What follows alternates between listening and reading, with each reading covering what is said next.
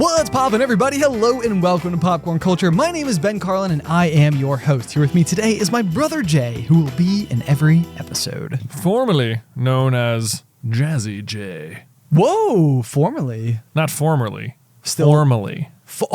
Formally. Right, formally. Because we're wearing formal attire for Formal Friday. Formal Friday Yeah. for Spirit Week. I see that you've gone for a navy and pink ensemble.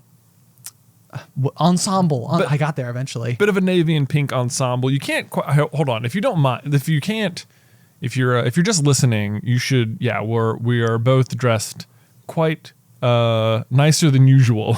I would say it's like one step nicer than usual. Like One if step? If Yeah. we're typically dressed at like a level 9 formality, I Right. feel like we did go up to 10 today. But let's Right. face it, we're formal people. We're formal people. We wear t-shirts, we wear shorts, and today we've moved the dial, the final tick, all the way to tuxedo jacket and 3-piece suit. Because here's the thing, like formality is merely a formality. Wow. Yeah, Whoa. you know what I'm saying? Put You it know on what I'm a. saying? Yeah. Someone needs to stitch that into a something you put on the wall. A cross stitch. Someone needs to cross stitch that onto a. Onto a pillow. Yeah. Onto a pillow. You need to cross stitch that. Yeah. Formality is just a formality. It's just a formality. So Yeah. like if in your mind a t-shirt is formal, if it's like your formal t-shirt, then it's like, hey, I'm formal. This is my formal t-shirt. Right. And you're like, that's not what that means. And it's be like, excuse me. Yeah, this is the Formality approach. is a state of mind. It's like height. Okay. It's like height. Yeah. Yeah. This is an approach that I've taken to most weddings. Yeah.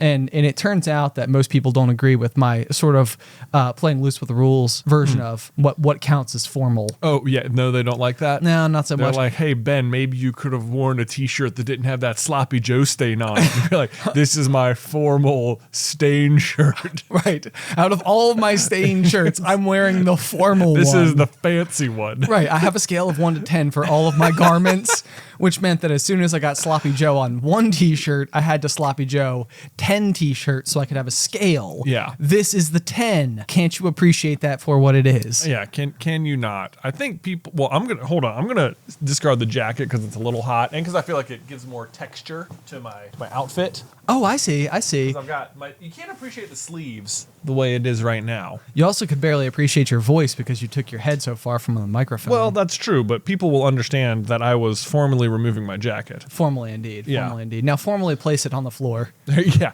exactly where I keep it, on the floor. That's where I keep it. That's where I keep exactly. my jacket. It's like a closet. It's Yeah. all a formality. No, we're taking it too far. Ben, it blows my mind that at one point in my life, my alarm would go off at 7 in the morning, and including a 20-minute drive to work, I would manage to get up, eat breakfast, drink coffee, take a shower, get about this dressed, and still make it to the office by 8. That is Like unbelievable. It is yeah. I feel like the older I get, the slower my morning routine goes by like leaps and bounds. Because I'm right there with you. I feel like I could get up in the morning and my like resting like decision making for how my mornings go was always like there is no extra time. Like I would never wake up a little bit early, Right. just to be like less rushed. It was Right. just like I knew I'm going to be rushed. Right. Like that's I plan to be rushed. Right. So like I had 8 a.m.s my entire college career. This is like one of those things where people are like, oh, avoid 8 a.m.s. And it's like,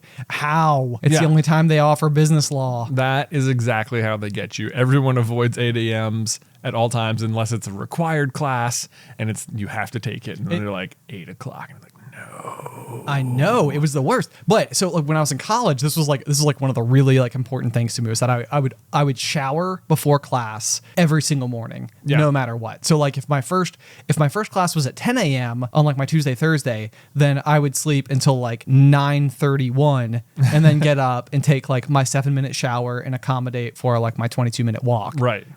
To the class. You can always just run faster to class. Yeah, exactly. It's like worst case scenario, I'm a little sweaty when I get there. Right. Like, why did I shower? Why did Yeah.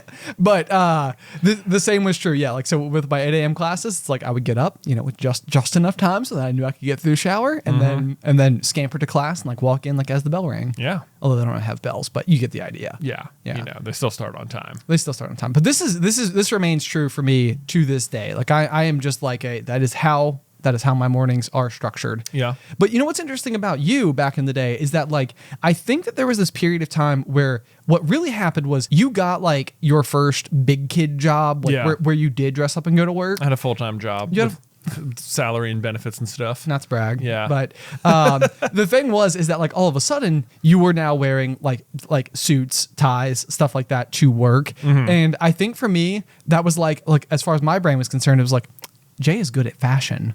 Like because you were dressing nicely. Right, because I had to wear nice clothes to work. Yes. Yeah. Yeah. And so I remember this was like one of those things where I would literally refer to myself. Well, in part, I don't know. I would refer to myself compared to my two brothers as like blue collar Ben. It was like, oh yeah, like my two brothers, like they're sharp. They're dressed nice. Like they know how to tie a tie. Me, on the other hand, my briefcase is a 5-gallon bucket full of salt water. There you go. You know what? Mm-hmm. It is a very heavy briefcase. Yeah, it's interesting that was your perception of me, because I never thought I was particularly good at fashion. I was like, I've got like 4 shirts plus casual Friday, so I got to cycle through these, you know?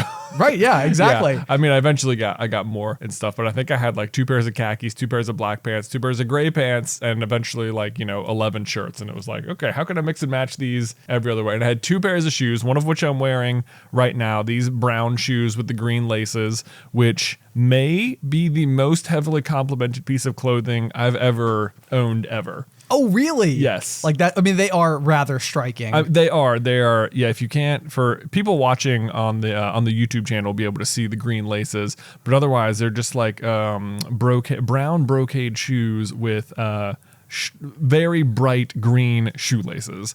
And I remember the first couple months I was at my job, I did not really have great shoes. That was like definitely the weakest part of how I was dressing. Okay. And I was like, and I got like my first tax return and whatever. I was like, I know what I'm getting. I'm getting a nice pair of brown shoes and a nice pair of black shoes. And I went out and like, this was the one I landed on. That's amazing. And I still really like these shoes, but they are sort of like, to me, in retrospect, they seem maybe more like a pair of shoes that you might wear every now and then as like a statement piece. Maybe not as I wear these 3 to 4 times a week. Yes, you're actually yes. They're the type of thing you might wear to like a derby party with like an outfit that is specifically like resonating with like the green. Yeah. But I get that completely. Like I feel like there is such a compulsion whenever I find like a new like even if I feel like.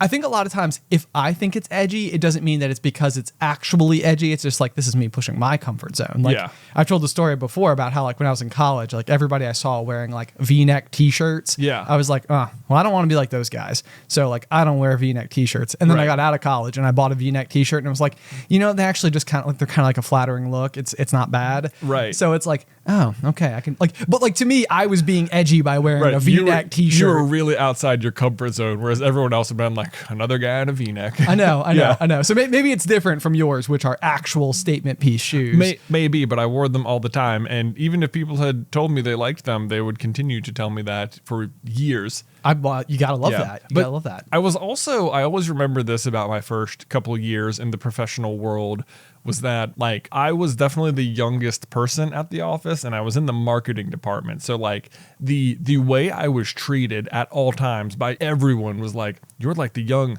hyper, super creative person who was who was like, young and trendy and stuff. And I was like, okay, I'll take that. It's such like a manifesting thing. There was like, everyone treats you like that. You're like, okay, maybe I can get away with dressing a little crazier. But see, that is like the total inverse of how I feel like so many other people approach their job, which is that idea of like dress for the job you want, not for like the job you have or whatever. This was almost people like treating you for the job they want you to be. Exactly. They were like, and like you became it. Yeah, exactly. It's pretty much what happened. Speaking of shoes, are you familiar with like Vibram, like 5-finger shoes? Very much so. Yeah. Okay. I'm sure. I've never owned any, but you've never owned any. Well, right when I started my career back in the day in like 2010, I guess was when they were maybe they've been around for way longer, but that to me is when it felt like they were starting to become like maybe a little more mainstream, a little more popular. Yeah. They were a hot ticket. There was a hot ticket. I remember there being a particular like, Barefoot is really the better way for your body sort of vibe out in, maybe it was just in my world, maybe I was just in those corners of the internet. But then our friend Michael Austin was also like, oh man, I got something like the best. They're so cool. They're so comfortable. And I was like, I'm game. I'll go get some. Yeah. Yeah. So I remember though, I went and got some, and I would wear them on casual Friday, like to work. No, Yeah. I don't know if I knew this. Yeah, I would wear them to work. Same Incredible. effect though. People would be like, those are really interesting. Those are so cool. Right. It was like, I don't know if I could ever get away with, and you know, it was like it's one of those, like, nowadays when you think of them, they are like very clear, like a very outdoorsy kind of thing. Like they have like a very specific like market now. Yes. But I don't know if they had quite, pardon the pun, found their footing Ayo. yet. Hey, nailed it. Nailed it. Unison. Bingo. What? So I would wear them to work, and that was no one was ever like, maybe you should wear a little, even on casual Friday, perhaps you should be upping your game a bit. Interesting. Yeah, You know. it is really fascinating because I feel like I can mentally go back to like it's kind of like your computer where like if it crashes you can like restore it to a previous backup. Right. It's like I feel like I can go to like a previous backup from 2010 and be like, I do remember when these were sort of like they were like more everywhere. Yeah. But it would seem, although if anybody here showed up at the Super Carlin Brothers office wearing them, I don't think that I would be like that is not good for work. Like I would have no issue with it whatsoever. Yeah. But it is hard for me to imagine you going to a more traditional office environment. I think it had so much to do with like the way I was being treated at the office. Like if like everyone seemed to be like treating me like, oh yeah, you're young. It's like whatever you were doing was just an aspect of like your youth and your like newness to the professional world. Sure. Like you were in on things they were not in on because they were like older and established or something. And it was like this like, oh, well, I had like that as a shield. Like, oh, if Jonathan's doing it, he must know better. Like he probably knows better than me. Yes, you know? I do know what you mean. It's almost like you have become like an authority on something, and by and maybe authority is a big word, but like in such a way that it's almost like you are now the person who can establish whether or not it is okay. Right. Like people are now looking to you being like, okay, this is like the marker we can go. Like if he does it, like then it's cool. Right. Which is great. I think I was skating by on that for a while. Although I think honestly, I also liked them as like maybe I'll try and run in these. And back, so as I'm sure you guys know, I worked at a concert venue. What? If you've been listening to the show for long enough. So one of the things that you have access to then is a lot of stairs. Okay. Yeah, like a lot of stairs. A lot of stairs. Because of the stadium. Or because of like the Coliseum. It's a feature of the building. It's a feature of the building. It's like the main feature, most would say, is the stairs. Right. It's kind of like when you show up at your house, you guys have like a doormat that says like there's like a lot of boys in here. Yeah, that is on the doormat. Like the concert venue could have a doormat like the same size that says there's like a lot of stairs in here. Yeah. So I normally during my lunch hour would try and do some sort of workout because another nice benefit of this place was that they had like a full gym from when they used to have a professional minor league hockey team there. Sure. And now there was no professional team. So it was just this unused space and I would just go use it. But for a while I was like running the stairs at lunch. I would like go do like a couple of like laps and I'd go like up one row, over one section, down, over and make like a zigzag around the whole thing. And I think to this day, I have a injury in my left knee from the stair running, and I have no idea, and I never knew if it was because I started running the stairs or if because I was wearing the shoes, like these wearing the 5-finger shoes, and I was like either seems really reasonable to me that like I switched to this very like non-supportive shoe type and then proceeded to do a bunch of like stairs, or just the fact that you just sort of started running stairs out of nowhere several 5 days a week. I don't know. To me, this sounds almost exactly like something that needed training wheels but didn't require them. Yeah. It's like this. It's like wearing these shoes, you could hurt yourself by not slowly acclimating your body and like your arches and everything to how you were supposed to wear them, like all of your stabilizer muscles and everything. Right. So it's like, it's not hard to put them on and immediately go run, but it's like what you should do is put them on and then have training wheels attached to them and go for like several like longish walks until your body starts like starting to understand this new support system. Yeah. Yeah. So I could see it being slightly jarring. Yeah. So my knee certainly did. And like for a long time, it was the weirdest injury. Like it didn't hurt. I could just like, it'd be like, I could just feel my knee at all times. Interesting. You know what I mean? Yeah. Like it was a weird, very weird thing. And like right now, thankfully it hasn't bothered me. But anytime I've like started getting back into running again, it'll be like, oh yeah, there's that thing. I forgot this happened to me. Was it those stupid shoes? It's the 5 fingers. Like, why did I buy those? You should write. You should write Vibram a letter. And be should. Be like, hello, it's Jonathan again. It's me. It's me. Right. From 2010. I'm sure you got notice when I purchased your shoes. Yeah. It's so funny because it does remind me so much of like there's always that sort of tropey character who like played high school football or baseball or basketball or something. It's my old pitcher's elbow coming out again. You know, Right, it's my old Vibram 5 fingers knee injury. Exactly. Acting up. Every time a storm comes through, I feel it. Exactly. You get it. I get it. Yeah. Oh man, that's pretty incredible. Similar to these shoes, though, I wore those shoes to. We would go to these marketing conferences every year, like hosted by the company. So, like, I worked at this one building, but the company I worked for managed like 100 other buildings or whatever. Yeah. And all the marketing people would come. So I went to the first one. I was like, I'm just gonna wear my shoes. And this is like a whole crowd. It was so weird going to these because you'd look around and you'd be like, everyone in this room is exactly like me. This company has a clear hiring targeting process. Oh, interesting. And I am surrounded by myself on every side.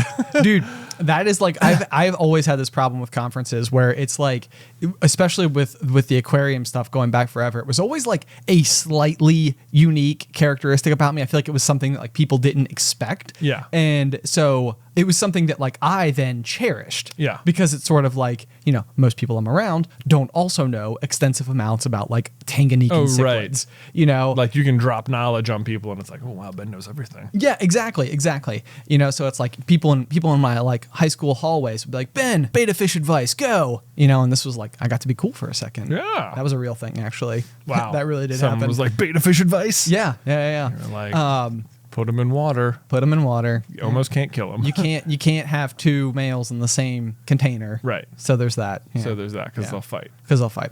Right. But I think is that not why many people claim to want them? Well, a lot of people, I mean, like the males are always very pretty.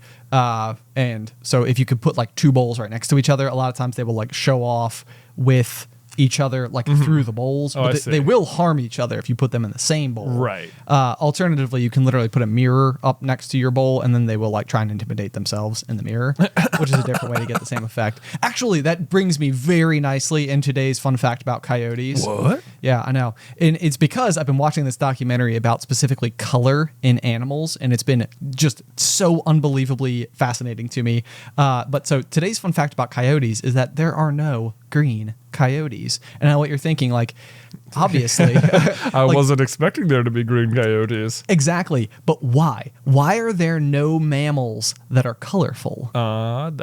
So the way you're phrasing there are no green coyotes makes it sound like that's the only color there are no. No, that it's just green's my favorite color, so I picked green. It could have been purple. Okay, so it's not like surprisingly, you think of coyotes as brown, but they actually exist in pink, purple, red, orange, blue, but weirdly not green. Not green. No. So what I found out about this though, basically the documentary is talking all about like the different reasons why different creatures throughout history have like emphasized color. So like peacocks, for example, like everybody knows that peacocks have these like great big showy feathers. Right. But they have like prioritized the showy feathers in such a huge way that male peacocks can't actually fly because the feathers themselves weigh the creature down. Yeah. Which means that like from an evolutionary standpoint, they were prioritizing the magnificence of these feathers over a practical trait like flying. Interesting. Is that not fascinating? It is fascinating.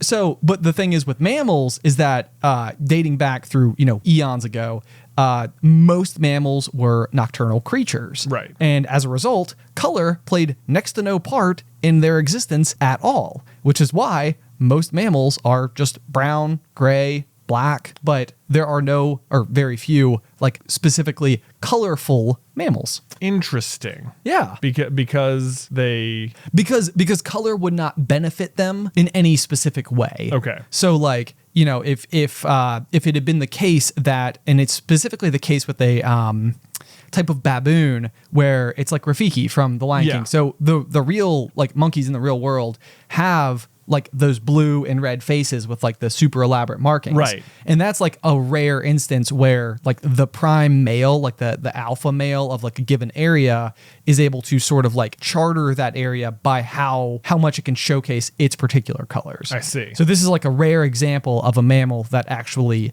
did use colors for some reason. Okay. But similarly, it's the same thing like with flowers. The reason that like flowers are colorful and beautiful is because the more colorful and beautiful that they are, the more that they could attract not us humans, but rather like bees and butterflies and insects, right, for pollination purposes. So it's like it's so interesting. I feel like when people talk about like evolution, so it's like flowers are like trying to be more beautiful because that's the way they get noticed or whatever. But it's like flowers aren't trying to be more beautiful. It just so happens that some are more beautiful, and because they're more beautiful, they get the bees. And then because they were more beautiful, that genetic trait is more likely to be passed on. It persists. Exactly. Right. Yeah. So same thing. Right. If you were to go back to like the male peacocks, for example, you have the same like situation happening where once upon a time, if there were two male peacocks vying for one female peacock and one of them had more and greater feathers than the other, then the female chose that one. Right. And it was like, but somewhere along the way, it shifted to become the case that was like how the deciding factor was determined. Right. Like the females were so picky about how bright and colorful the plumage was, right, that even if you couldn't fly, that didn't matter because all they were picking on was based on the feathers. And it turns out if you had bigger feathers, that was better. So that's what got passed on, and now none of them can fly. Exactly. Right. Exactly. Yeah. So what I found like so interesting about it is that like it had never really occurred to me before that like this idea of you know, air quotes, beauty versus like color being traits that would like triumph over much more practical things. Like it's like maybe the one with fewer feathers has fewer feathers because it's a better hunter, you know, or just, you know, whatever the case may be. Like it lost feathers by way of collecting more food, right? You know, and if that had been such a primary like necessity for these creatures at one point in time, maybe that would be the case, and maybe these creatures would not have great big tails, but instead would be extremely good hunters. Well, here's what I think. Then. Lay it on me. Maybe there are green mammals out there, but obviously you can't find them because it's almost surprising. Specifically, green isn't a common color because grass is green. Because like forests are green. Sure. Or like, well, I guess on the ground floor probably less so. Probably less more brown down there. Yeah. That makes more sense. Sure. Yeah. I mean, unless there's a lot of ferns. Sometimes maybe there's plenty of green mammals and we just can't see them because they're like, you know what we are good at? Camouflage. Not being seen. Although we have like heat capable infrared cameras. We are like on super cheating level with the camouflage at this point. With the animals. It's true. We're way better at finding than they are at hiding. Exactly. Yeah. Exactly. Except for Bigfoot. Yeah, exactly. Like a special case. Special case. Okay. Wouldn't that be incredibly interesting, though, if there was quite literally a creature where only one of them was allowed to exist, like, at a time for some reason. And so like it actually is the case that there's one and its goal is to hide. And like it's like, what? It would be so interesting. That would be what a weird existence. Right. Yeah. Like, I mean, because there's the case like with I think we're supposed to have locusts this year, cicadas. Cicadas. I was just hearing about this. I think maybe it's a Northern Virginia thing. Okay, are they different, cicadas and locusts? Oh, I don't know. What this is one of those animals. And I think maybe I see where you're going with this, but they are like a single fact animal. Right. Yeah. Like, and you can't bring up cicadas. People will be like, you know, they only come out every 17 years. Did you know that? Did you know that? Every 17 years. Did you know and that? they're like hiding underground, and then every 17 years they come out. Just like Bigfoot. That's right. he just waits. He has like a period of time, and then emerges to get one grainy photograph, and then goes back down. Right. And that's part of like what keeps him sustained, maybe somehow. Hot gossip. Right. It's like what fuels him. But no, okay. So interesting thing you said. I'm gonna try to segue off of this because you said like single fact things. Yeah. Okay. So one of the things that happened to me this past weekend totally reminded me of another year one Ben video, which was called Single Topic Friendships. Right. And a single topic friendship is this thing like where you might have like a specific class or like one kind of interest or one thing that you know that you share with someone else, and then every time you run into them, it is like that is like the only thing that you really know to communicate about. Right. So like right now, the one that's been happening to us is that at the doctor's office where Alice has been going, or we've been going to get like the checkups on the baby and everything, the nurse that we work with is like incredibly sweet. And we've worked with the same one every single time we go.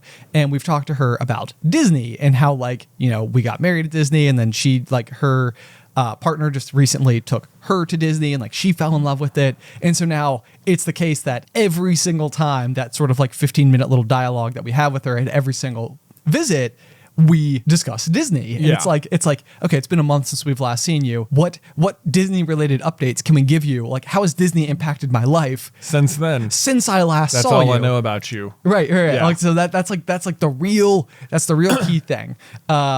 And so that's like, it's kind of sparked it back to the surface for me lately. But I had another situation where I ran into like an old friend from high school, or someone who I had a single topic friendship with in high school over the weekend. And it was like, I have not seen this guy in, how long would it be? 13 years? Yeah. And it was almost like, hey, do you know if we have a math quiz on Tuesday?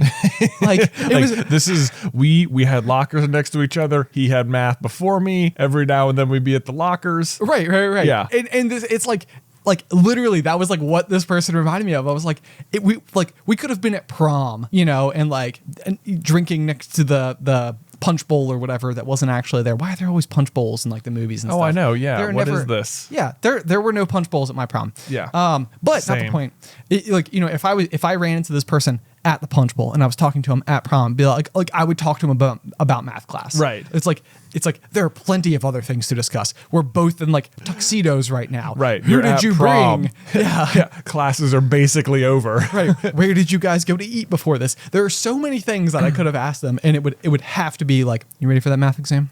Yeah. This is what we have in common. We have the same math teacher. Right. Please excuse my dear Aunt Sally. Exactly. PEMDAS or whatever. I bet the whole chat is going to tell us what version of what order algebra goes in these days. I think it's GEMDAS, like groupings instead of parentheses. Groupings instead of parentheses. Yeah, groups. So. Sure.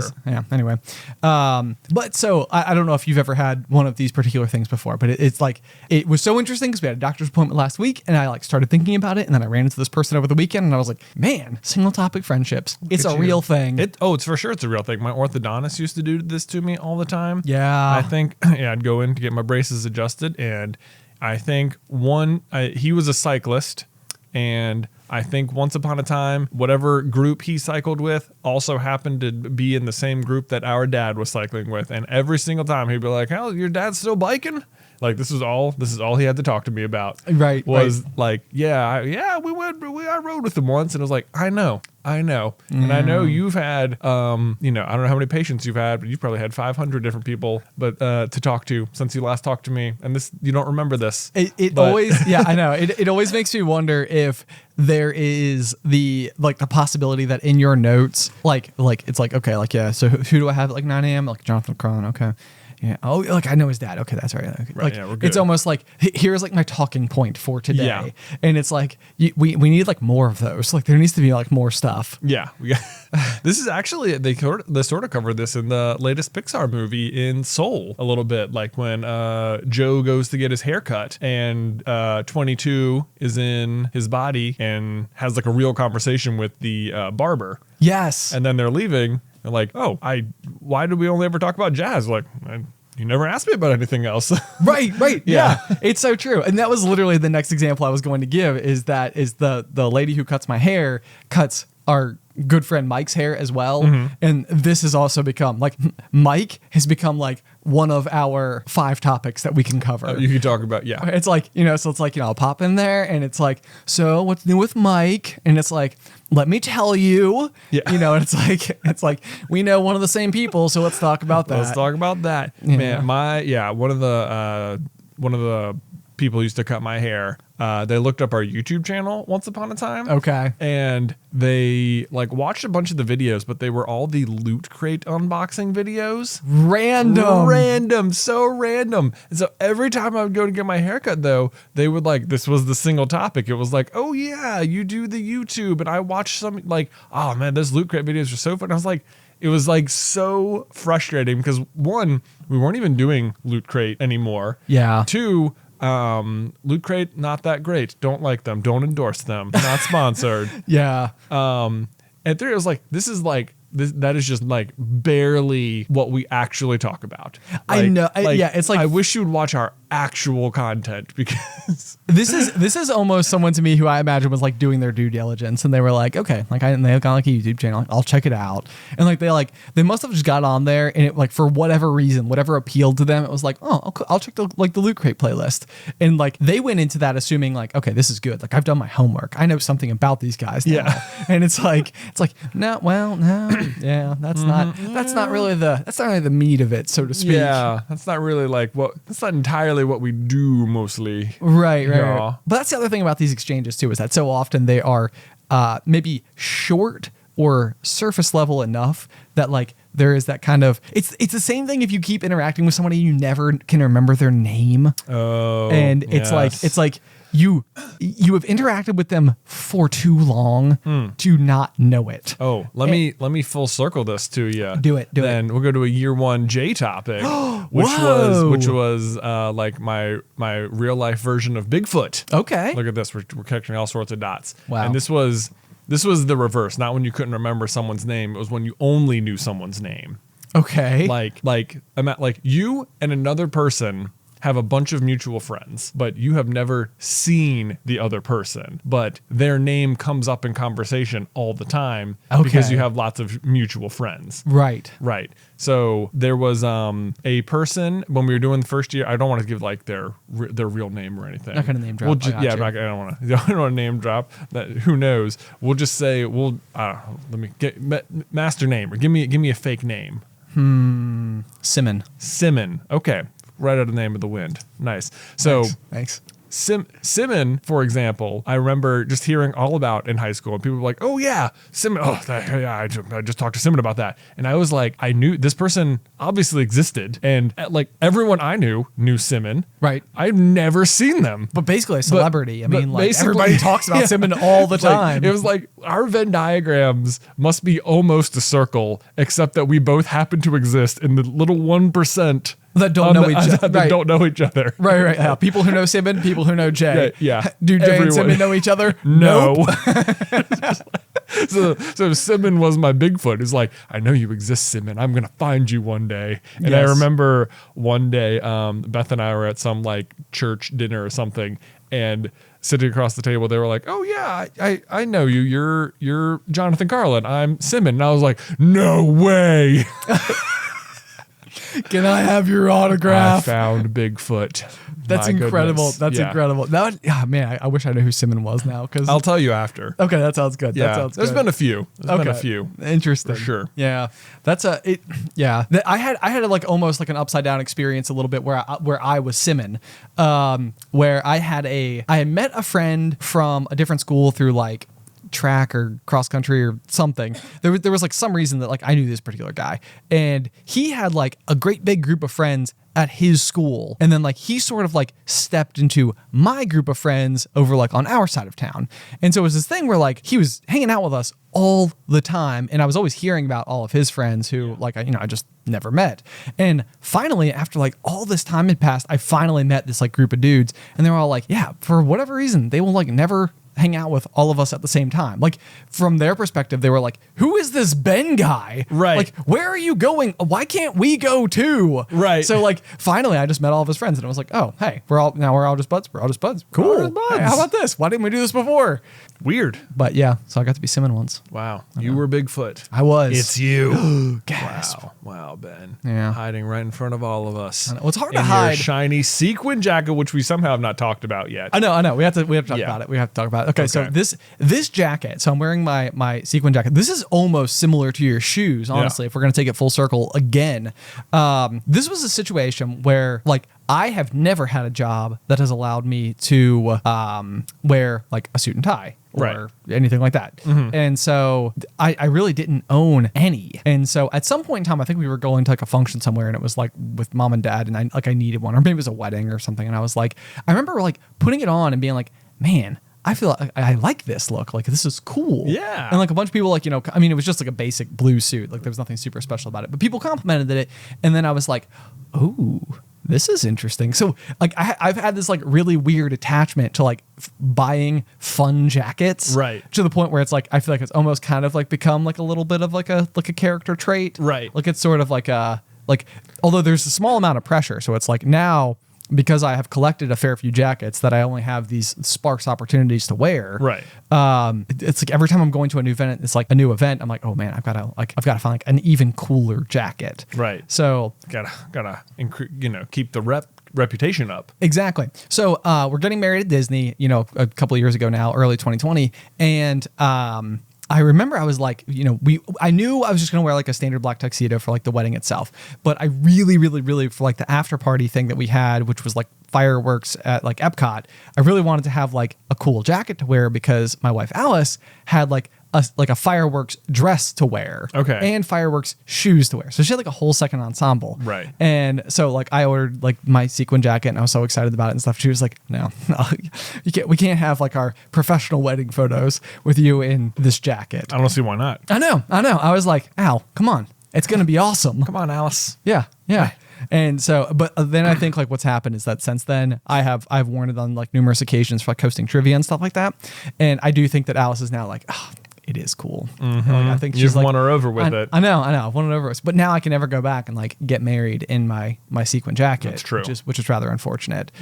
So instead I'll just wear it here today and it'll be Wear it great. here. There you go. Yeah. You're on the pop. Although I will tell you, I did order my jacket for same Michael Austin, our good buddy. Yeah, GMA. GMA. He's been Yeah. on the pop. So he's getting married in August, and I am the best man in the wedding. And so, like for the rehearsal dinner in particular, I've been like, okay, gotta find something cool. You gotta find something cool. So like I've been like stretching, Right. I'm like, okay, like we've done the sequins, I've done velvet, like now I got to figure out like what's even crazier than that. Yeah. And Where like, are you going, Ben? I feel like I'm on the edge of the map a little bit. It's like, Whoa, I have entered a weird section of fashion. Right. Yeah. It's like, okay, I see what has happened. I never would have started here, but I am here now. And it's like, do I try this? Do I like, here we go. Cause it's like a funny thing. Like this is not a major rant or anything like that, but, there is like I would say a somewhat limited supply of like, formal wear for us to wear. Like, Sure. It seems like in large part the things that are mostly accessible are going to be like a blue suit, a black suit, A gray suit. a gray suit. Yeah. Yes. Maybe like a maroon Yeah, or something. sure. I do have a maroon suit. But otherwise it's like in order to step into like that next tier, it's like you're almost stepping into just pure high fashion. Yeah. It's like you've I'm not got trying to go there. exactly. It's like I can appreciate getting a jacket for like a single occasion, but also not like taking out like a second mortgage in order to purchase said jacket. Don't so need that. yeah. So anyway, I'll be very curious. I did order my Edge of the Map jacket, and we'll see. It's gonna take like a month to get here. Wow. I know.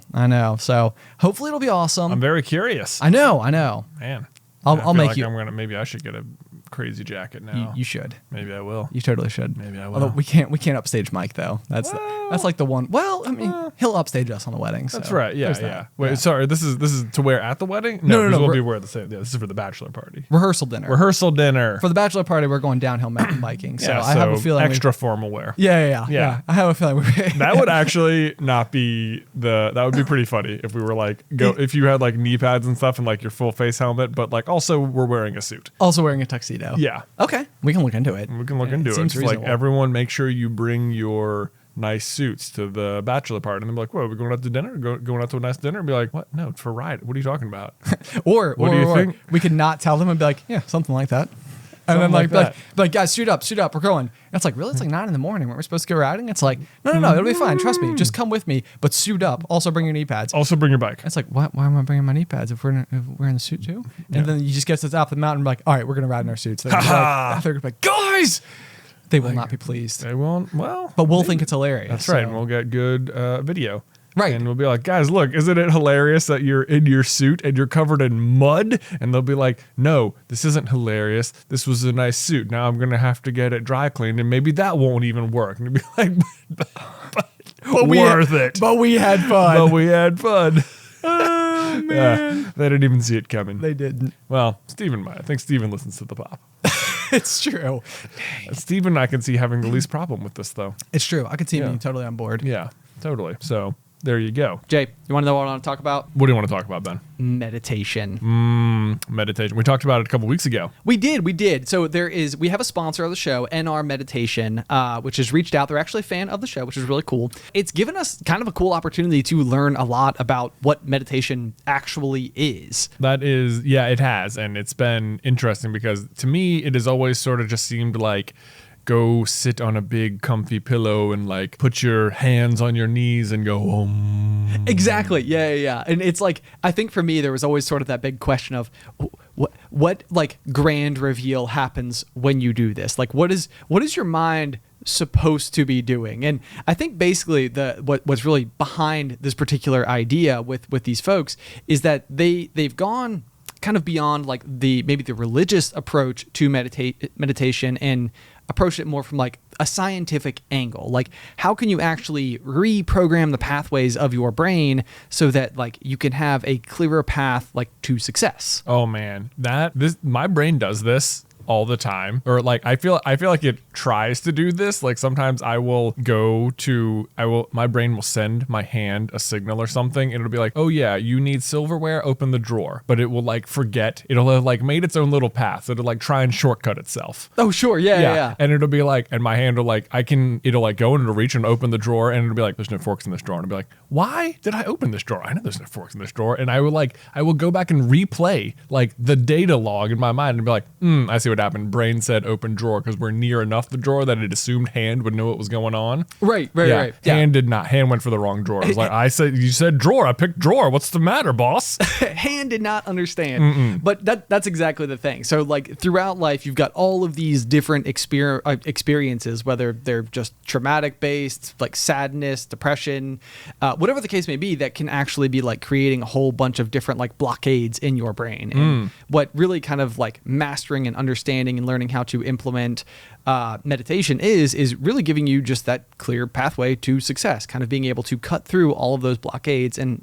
be able to see clearly. Okay, so you could open the drawer. You could open that's exactly it. Exactly. That's right. And this is exactly what NR meditation does. They do, and it's all like online. It's all online, and they have like again, they have a scientific approach to everything. And if you'd like to check it out, you can do so by going to nrmeditation.com/SCB.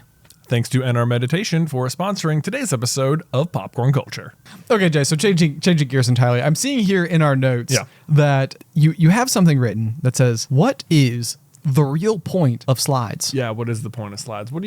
So by slides, I mean like playground slides. Yeah, no, I figured. Not like photo slides or PowerPoint or something. Sure, okay, I followed. Which also, what is the point of those? Presentations, I guess. I don't know. Actually, I have to be honest with you. I had to give a presentation a couple of weeks ago, and it was kind of like, This is really the most effective way to do this, isn't it? Like just having a bunch of images prepared and like all the information right there. That way people can like see it and it's visually appealing. I'm kind of like, man, it's like this is sort of an archaic way of doing things, but also the best way, maybe, possibly. There is actually new like presentation software. Like I remember, I think Prezi is kind of a popular one now these days. Okay, well, tell me about regular slides. I will tell you about regular slides, which are more interesting than PowerPoint. Right. So like my thinking of a slide is the standard, like it is to go up a set of stairs and then be able to get down the height that you've gained from the stairs in rapid and safe manner. Growing up, I think I would have considered the point of a slide was to safely descend from height in the most fun way possible. Yeah, there's like a thrill involved. There's a thrill. Yeah. Right. I suspect now, as a parent, that whilst that is in fact a very large portion of of the slide world, that I think that the real point of slides is to give kids an opportunity, like, to be brave. Is what it's like. I thought this was gonna be much funnier. Oh no! But now I sort of love that. Yeah. I thought what you were gonna say is that it's like a not very obvious treadmill that you can put your kids on. Oh no! Where it's like you've got this like small fast thrill that like allows them to sort of run circles around the playground and continuously. Ben, you don't need a slide for that. We stopped at a playground this weekend on the way back from Cincinnati, and around the playground was it was at an elementary school. And so there was like a track that they must use for like physical fitness tests or something, but it wasn't like a regular like 400-meter track. It was just like a single paved lane around the thing. And I was like, "Oh, look, Luke, this is a running track." And he was like, and he was just like, "A running track?" And he just took off and he did like 5 laps. It was amazing. Oh my gosh. So he was just all amazed, like, I want to go back to the running track. Like, this is the place, this is for running? As if running anywhere is, particularly more fun than other places. That kid is gonna love to run. Oh man, he already loves to run. He does enjoy a good run, and a lot of times he's just like running. He's been doing something called soccer shots recently, where it's just like very like young, basic, introduce you to the game sort of thing, which I wish we'd had growing up. Because yes, like same. I don't even think I knew what soccer was until about 5 years old, and Luke is already like, knows what it is, has some amount of ball control, like can be like, tell him to like control the ball and he'll know to like step on it to like stop it. And it's like, it's pretty good, Luke. It's pretty good. And that's the thing too, is that like, I feel like so frequently the reason that people don't want to try new things is just that sheer fear of the unknown.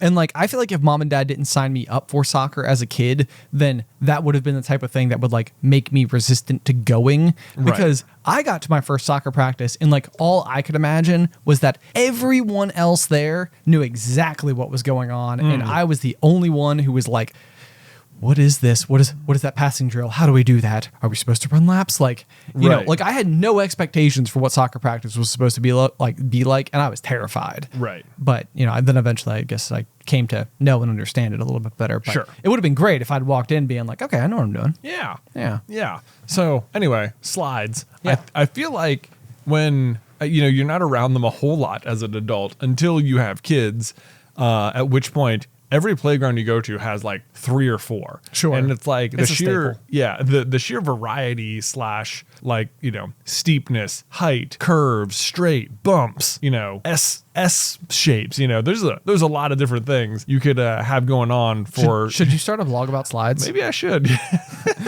Top 10 slides in Roanoke. Top 10 and slides where to find them. And where to find them. Here we go. But it's been very interesting because sometimes like Luke will go right to the top of one and just like whoop right down. And other times, like even if it's like a smaller slide, it'll suddenly be like, I don't know. But every time it's like after he's done it like once or twice, like if you can get him to do it once, he'll like quickly understand like, oh, this is just fun. Like there's not real, like the fear will go away immediately. And it's like, it has just seemed to me that this is like almost like why, like this almost has to be the point. Like it is a way to practice like overcoming a fear in a very safe way that ends up being very fun. Yeah. It's like to me, I really like slides because I think they encourage like, I don't know, what am I trying to say? Like, I mean, I think that to try and like challenge your fears. Right, exactly. Yeah. And it actually is really interesting because I remember as a kid we used to go to a water park in Greensboro, North Carolina called Emerald Point. And they had I think it's like a 4-story slide called Daredevil Drop. And this is it almost like part of like the culture of us as kids and like the other kids that were like in our orbits, like the children of our parents' friends or whatever. And it was almost like, I think the first time I ever went, it was like, oh yeah, the big kids are going to go do Daredevil's Drop now. And it was like, from then on, I was like, whoa. Like that's like, when am I going to be ready for Daredevil's Drop? Right. You know? And then like, I remember being just absolutely petrified to do it for like the longest period of time. Dude, even if you've done it, if you did it last summer and you came back this summer and you were like, no problem, I did this last year, it is not one iota easier to stand at the top of that slide and be like, I got this. I'm probably not going to fall. It's no big deal. Yeah. Yeah. No, it's so true. It's so true. But I remember getting up there and like, you know, the big thing is that like, it almost feels like it feels like it's straight up and down, but it's not. Right. And it feels like what's going to happen is you're going to like lean back and then go over the edge. And then I was always afraid that my face was going to come forward. Yes. Somehow you were going to fall forward. Yes. And it's like, that's not at all the likelihood of how. It's not only is it not the likelihood, I'm not sure it's possible. Right. Yeah. I'm sure the water is also like actively somehow adhering you and gravity itself. But yeah. Like, of course, from your perspective, it looks, basically straight up and down. But of course, like the water park has no interest in you falling off that slide. Exactly. You know? The perception is danger. The reality isn't. Right. Yes. Yeah. Scary, not dangerous. Scary, not dangerous. That's exactly right. My problem with scary, not dangerous is that I think that I pushed this thought way too far. Oh, right. To the point lots where of things are scary, not dangerous. So all things are scary. All things that seem scary are not dangerous. Right. So my big one for the longest period of time was jumping like off of natural feature rocks into pools or water down below. Yeah, specific hobby. Yeah. This is like it would be something where I'd be like, hey, can we go cliff jumping this weekend? Yeah. Like, and I call it cliff jumping. It was usually like 30 feet. But there was like a variety of different places that like we could go with this. And in my mind, it was always like, it's scary, but not dangerous. Like I'm jumping off of the rock. Everything is going to be okay as long as I land in the water below, because like, the water is not going to be harmful to me. But at some point in time, it's like, no, it started to become dangerous. Yes. It's like what happened is you pushed the envelope. Every time you ever did it, it turned out okay. Yes. Right. Exactly. Until it didn't. Yeah. So it's like what happened to me was like the first time I could ever work up the courage to go down Daredevil Drop, I went down Daredevil Drop, and when I got to the bottom, I was like, I'm doing that again. Right. Once you've done it once you've broken the seal, you're like, I'm great. Right. Like everything's fine. Yeah. And so like that one race back up to the top and come back down again. And so this happened for the first time when we go to Vermont. There's like this small like little lake cabin that our family has up there, and they're in Vermont, there is like a natural rock feature that you can sort of like climb up the side of and then jump into water below. And I remember doing that for the first time and being like, whoa, okay. Like, this is like I'm going to now seek this out. Right. And I did in a way that like got progressively more dangerous. Right. Like there was, we used to go to cross country camp in Boone, North Carolina, like which was Appalachian State University. Yeah. And there's this giant waterfall there that we would go and we would run, and then you would come out of the run, and then you would have this like really cool swimming hole with a great big waterfall above it. Yeah. And I think from our coach's perspective, he's like, what a cool thing to like give these kids to do after a nice hot run in the middle of the summer. Exactly. Go to the watering hole. There's a fun waterfall, scenic. All I wanted to do was jump off the waterfall. Yeah, of course. And he would never let us. And I was like, oh, come on, it's gonna be fine. It's fine. So then naturally it was like I graduated and then promptly went back and jumped off of it. Like, I'll show you, coach. Yeah. So I did get a particularly cool photo jumping off of it, which on the one hand, it was like, well, that's neat. But then on the other hand, it was like, I do not recommend doing this. Yeah. But it started escalating. So I think I talked about it a couple episodes ago about how like backflips are the coolest thing ever. And Do you remember that? Yeah. Okay. Absolutely. I think it was the title of the episode. Oh, was it? It might have been. Okay. It might have gotten changed. I don't know. Hard to say.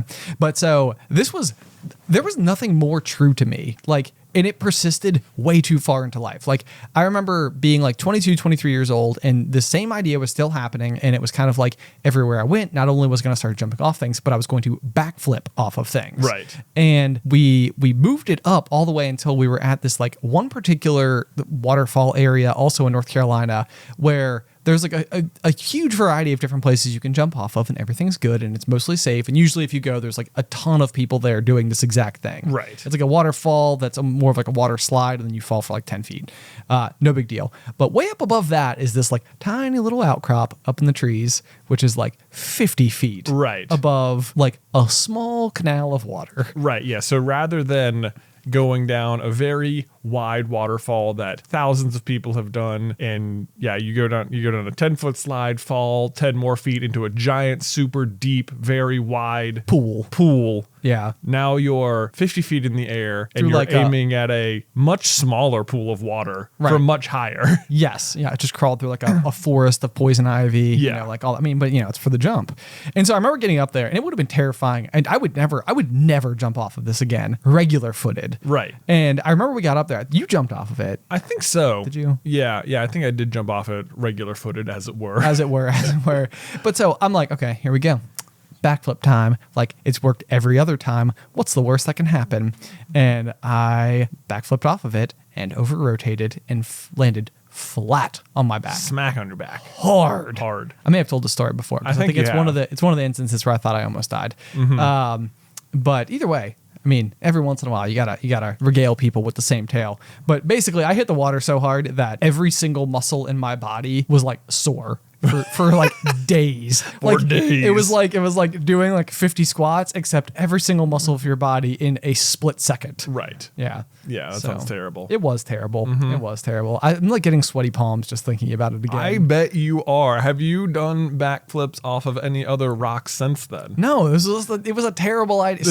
I needed this was someone to tell me. Someone was like, Ben, stop. It's like, you've gone too far, man. You've gone too far. You're mad with power. Maybe in a way it was a blessing in disguise, because you ended up walking away, I mean, sore, but okay. Yes, I was okay, but you're absolutely right. It was like, it was good that it was kind of like, okay, we didn't push this any farther, because if that had been successful, I don't know what. Right. Like, yeah, what you would have felt unstoppable. What is the next rung? Exactly. All right, here we go. 100 feet, boys. Right. Eventually, I would have to have somebody like build a pool at the bottom of Everest. And it's like, we're jumping. I don't think that would work. You need some clearance. You need like a hang glider into parachute zone or something. Nope. The same thing is true though of skydiving. So this entire period of time in my mind, it was like skydiving, like that's like the ultimate like next step, and I always wanted to do it, and I've never done it. And this is it's like one of those things where it was like there's just an expiration date on this particular desire. Like I really wanted to do it. I thought it was going to be so much fun, and then eventually I got to the point where I was like, I'm kind of okay with never doing it. Yeah. Like maybe I won't jump out of a plane. Yeah. Maybe I will just die and that won't have happened. Oof. Oh, I see what you mean. I think I followed it in a different way. Oh, yeah. Yes. Yeah. It's like, I got through everything. Yeah. I'm fine. Look at that. Right. Look at that. Look at that. What do you know? We're fine. You made it. You just mentioned Everest. I think similar feeling. Like as a kid, I think there was no doubt in my mind that like eventually I would probably just do that. Oh, climb Everest? Yeah. Like at some point I'll get to it, you know? And I'm like, I don't like, it might be fun to have visited Everest, to like go to base camp or something. But I am far less inclined to be like, it's far less of like an assumed thing about how my life will go. You know, the thing about me and Everest was the drastic extent to which I think I was underestimating like the challenge of doing it. Like the reason, I mean, for one, it's insanely dangerous, and two, it's insanely hard. Yes. And it's like, I think as a kid, it was almost like, I'll just grit it out. Right. Like people are like, you have to train for like years to do that. I'm like, I'll just keep walking one foot in front of the other. We'll just get there. How hard could it be? Right. I think to me as a kid, what it always sounded like was the real issue was the cost of just getting there. Like, getting to Nepal. Get a plane ticket to Nepal? Impossible. Right. Impossible. I don't think that's the hard part. I mean, I don't think, it's not like, it's weirdly, I think climbing Everest is becoming like more and more of like a touristy sort of thing. And it's like become not necessarily safer, but it's not like, 5 people summit Everest a year. It's like, 500 people summited a year, but it's like big lines. But there's like, I don't know. It's just weird. Thinking back, like, as a kid, I can tell you for sure, I thought at some point in my life will include climbing this mountain because I like going on hikes, I like getting to the top of stuff. Right. There's no problem. The difference between hiking and Everest, though, is like exactly right. It's like the difference between I don't even know, like walking to the bathroom that's 8 steps from me and running a marathon. Yes, but especially for like proper mountaineering like that, it's not like the training. The training has to start 5 years before you're even at the mountain. Sure. Like you're not just gonna. It's not gonna be the first thing you do. Right. Hopefully, hopefully you've done a few other smaller, more attainable mountains before you get there, and I don't know. We need a good mountain suggestion. We need a good mountain suggestion. What is the 20th highest mountain? Let me tell you where I think we should go on a good hike here, just in the future. Okay, lay it on me. It's called Mount Rogers. It's the highest point in Virginia. Wow. And do you know what's particularly great about this hike? There's wild horses. There's wild horses. And Jay loves horses. They are not just horses though, Ben. They're like mini horses. They're real small. Small horses. But you're just walking along and they're just horses. But they're also like wild horses, correct? They're wild horses, but they are so accustomed to people that you could like feed them a carrot if you wanted. You know what I mean? Whoa. Yeah, exactly. A whole bunch of people in the Outer Banks were just like, do not feed the wild horses. Yeah. I think that's a thing. That's a thing. I believe so. I can tell. Well, I've only hiked Mount Rogers ever once, and there were horses, and it was awesome seeing them, and I did witness people feeding them carrots. So, man, do you think they brought the carrots just for that? I think exactly. Reason? not just a good trail snack. They weren't like, oh my gosh, what are the odds? Thank goodness we brought carrots. I bring just a stack of carrots on every hike. Yeah, that seems right. That seems right. Okay. I think if it was, I don't know for sure, but it seems to me that I think in this case it was like allowed. Like, okay. I don't know. Don't take my word for it. If you go to Mount Rogers, we'll check the regulations. We'll have Ethan the editor fact check us so he can let us know on screen, because we don't want to send people up there with the wrong idea. With the wrong idea. Like, you can look with your eyes, but not with your carrots. Exactly. Oh, but I do want to go. I feel like it would be really fun to bring Luke to do it, to see the horses. I'm sure he would love it. Okay, well, I think as we move towards closing out today's episode of The Pop, how about a quick corny joke before we sign off here today? Absolutely. There were definitely people who had that bingo square that were like, Ben forgot the corny joke. Nope. I didn't. Nope. I had it. Okay. This particular corny joke comes from River Ross. Ooh. And River says, "What do you get when you cross a bush with a superhero?" Super shrub, super weed, a mighty, I don't know. A power plant. A power plant. Yeah, I love it. You want to know what's so funny? Plant. Is like a power plant is like a giant like energy facility. Yeah. But what I'm picturing is like a small plant and like a potted container. Yeah. That's got like a little like superhero emblem on it, and it's like super plant. Like, super plant. It's like this little plant right here. Superhero. Right. No one's written that comic yet. Where's that? Or just like the potted plant is the hero. Right. I mean, when it comes down to it, our plant's not really our daily heroes.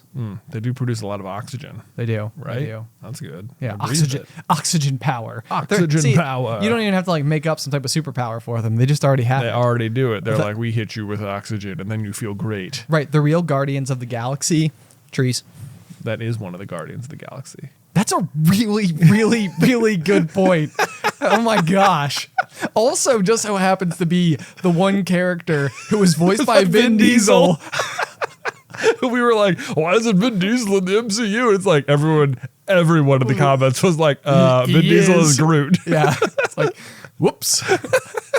Sorry, Vin, in case you're watching and or listening, and like, thanks for forgetting me. Oh, you just know Vin Diesel's a little colonel out there, right? You just know it. He's out there. He's like in between takes on Fast and the Furious 14. He's like, can someone give me my headphones so I can listen to Popcorn Culture? Popcorn Culture, got to catch up.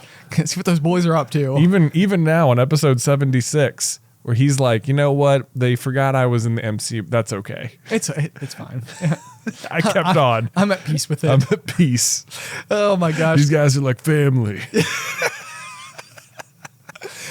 So true. Oh man, guys, thank you so much for tuning into this week's episode of The Pop. As always, there's a whole bunch of different ways that you can reach out and communicate with us if you so choose. I always do appreciate corny joke submissions and or fun facts about coyotes. You can email those to popcornculturepod@gmail.com. Otherwise, you can find us over on Patreon, where we have a couple of different tiers available. One of them is After the Final Pop, which is just an extra 15-20 minutes of weekly conversation that Jay and I have, where we kick our feet up and we just freestyle it, so to speak, which is extremely different from the current method of communication. Basically scripted right now, start to finish. You can't tell because we're so natural, but like the whole show has been read off a teleprompter. Right? Yeah, my teleprompter's there. Jay's is right there. That's right. You think I'm looking at Ben? I don't think so. In reality, reading the entire show, the sentence after sentence. That is one of the available tiers. We also have an exclusive quarterly piece of Popcorn Culture merch, which can only be received through specifically the Patreon. We are so close to being able to reveal what the item is going to be for the second quarter. So if you have any interest in getting in on that, be sure to head on over to patreon.com/popcornculture. It also helps us determine who the one true host is each week. That's right. You can sign up for either Team Jazzy J or Buzzy B, I guess, whatever. It seemed like you said, but whatever tier you sign up for, Jazzy J, that casts a vote for which one of us should be the one true host of The Pop. Yeah, it seems like you said my name a little less cool than your name. What? I don't think so. Jazzy J and Buzzy B. Yeah, you don't see the difference? No, it's the same. Does anybody else see the difference? I feel the same. Oh, all right. Otherwise, guys, until next week. Pop, pop.